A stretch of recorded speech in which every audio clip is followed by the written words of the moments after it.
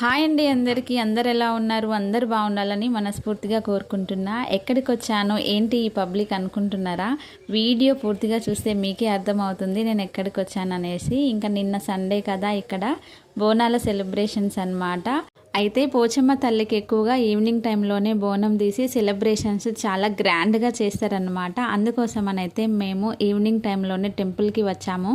ఇంకా కొంతమంది అయితే మార్నింగ్ కూడా బోనం సమర్పించుకుంటారు, కానీ చాలా వరకు అయితే ఈవినింగ్ టైంలోనే బోనం చేస్తారు. ఇంకా డప్పు సప్పుళ్ళతో బోనం తీస్తున్నప్పుడు చాలా మందికి షిగాలు వస్తాయి కదా. ఎక్కడో డబ్బు కొట్టుకుంటూ వాళ్ళు వస్తుంటే నా వెనకాల ఉన్న ఆమెకి షిగం వస్తుందన్నమాట. చూస్తున్నారు కదా, ఇక్కడ కూడా ఇంకా యాటలు కోళ్ళు అని వాళ్ళ ఏ మొక్కులు ఉంటే ఆ మొక్కులు అయితే తీర్చుకుంటారనమాట.